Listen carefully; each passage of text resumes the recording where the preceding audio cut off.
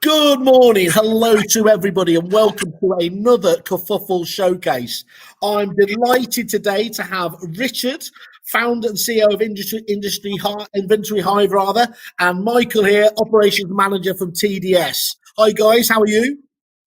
Very well, thank you. We've got, very we've got well. a bit of a man cold going on, but well, I'll power through, Simon. Look, Richard, I had the first 5 minutes dedicated to the man flu. That can't be overstated. I was gonna whistle through all my famous remedies. Quite a lager. Yeah, absolutely. Yeah, whiskey. Yeah, all those. Strong Vindaloo. I haven't had one this morning yet, but maybe later. Well, look, our hearts are with you. Obviously, we're thinking of you. Thank you. Try and bear with us just for the rest of this. Guys, we're here today really excited. Actually, one of the things I most like about this job is where we see two suppliers within the industry actually working together. And you've come up with a partnership, haven't you, which we're going to be talking about Thursday, literally just kind of hot off the press. That's quite exciting. And certainly the clients of both TDS and Inventory Hive, a real positive to look forwards to. Before we kick into that, though, guys, would you mind just kicking off with just give a little bit of background on yourself and the business for those people that don't know you? Kick off with you, Richard, if that's okay.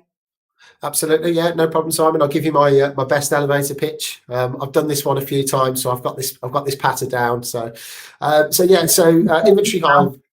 Say that again. I said you're setting yourself up now. You're saying, absolutely, yeah, absolutely. I'll fall flat on my face now. So Inventory Hive, we're a cloud-based software platform that allows landlords, agents, inventory clerks, universities, build-to-rent providers to create reports relating to condition, cleanliness, and compliance. We've been live for approximately 4 years, so in comparison to some of our competitors, we are perhaps one of the new kids on the block, but we have innovated the market over the last 4 years. Within a few months of us going live, we were working with universities as well, so we're quite prevalent in the student accommodation sector as well. So our growth, really much of that's come over the last couple of years. And we're obviously really excited about the partnership that we've got going on with TDS. In terms of what Inventory Hive does, you can create reports like inventories, interim visits or management visits, as people call them, checkouts. You can also serve pre-arrival documents, and a new feature that we haven't even announced yet is that you'll be able to flip inventories with 360 images and convert them straight into virtual tours.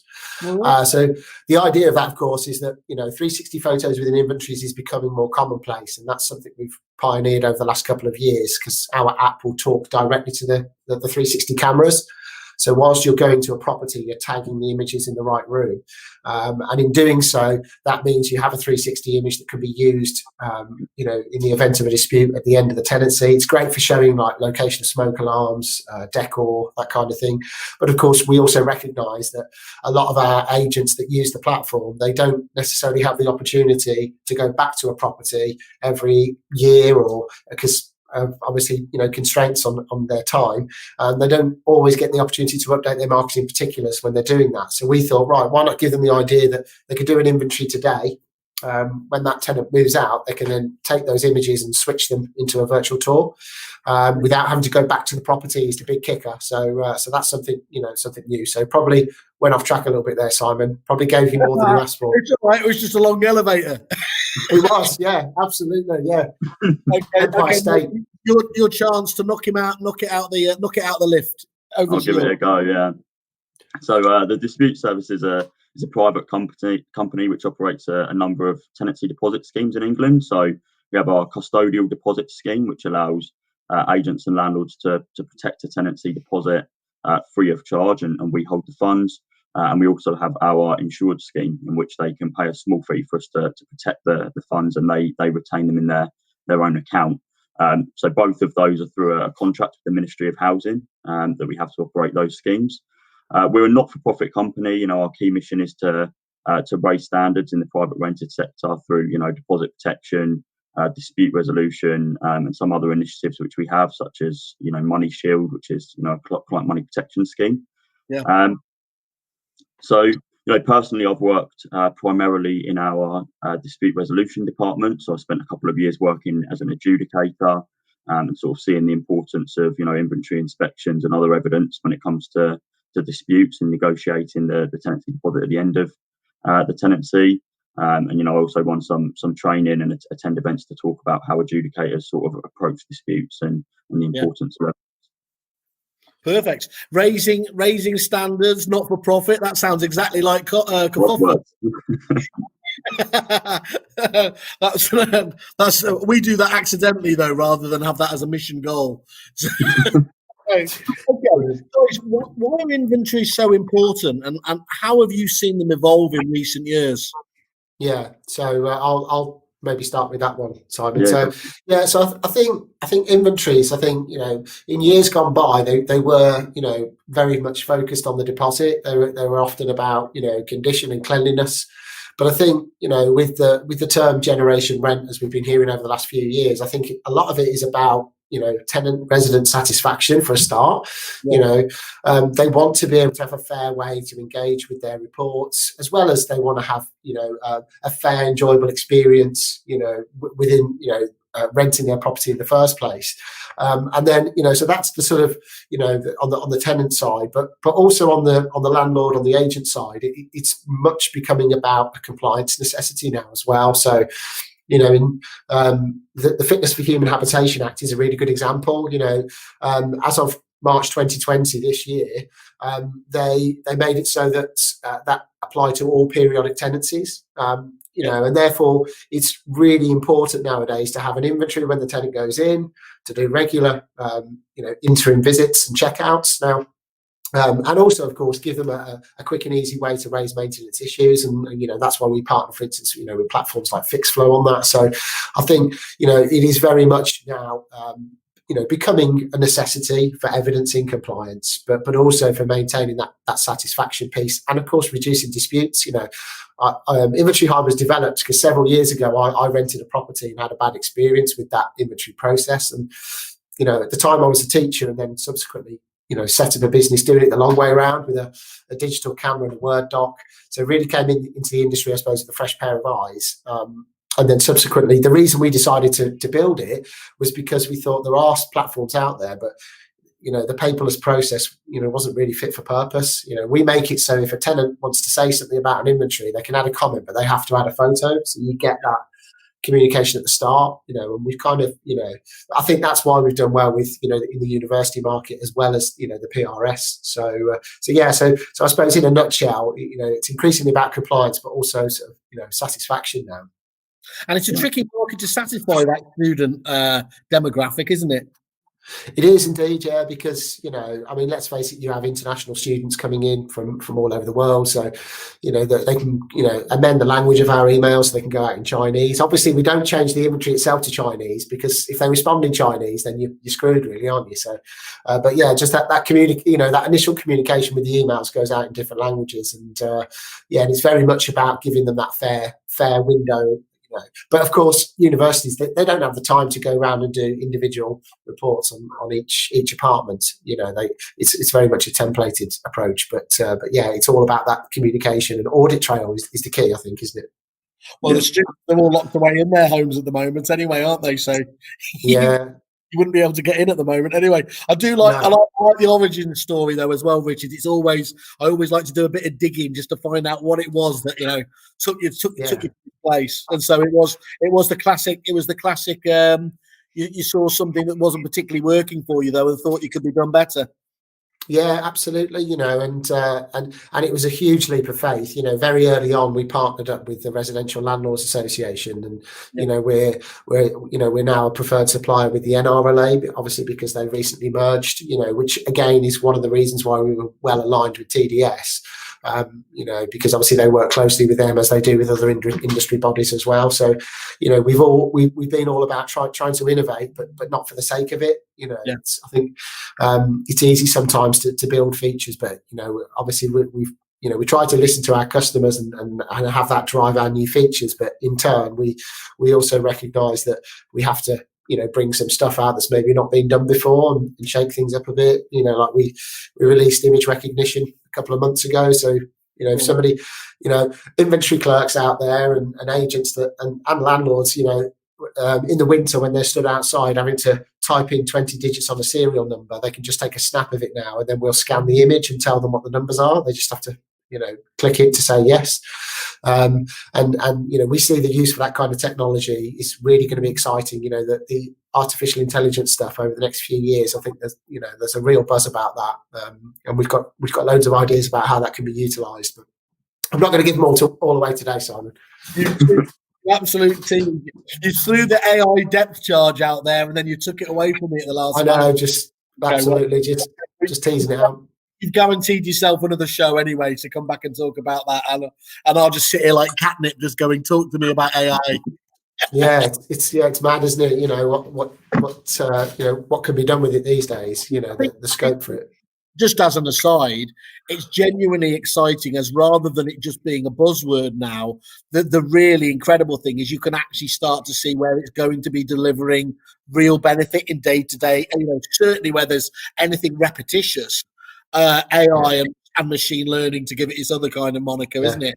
Is a really, really impressive area, and absolutely.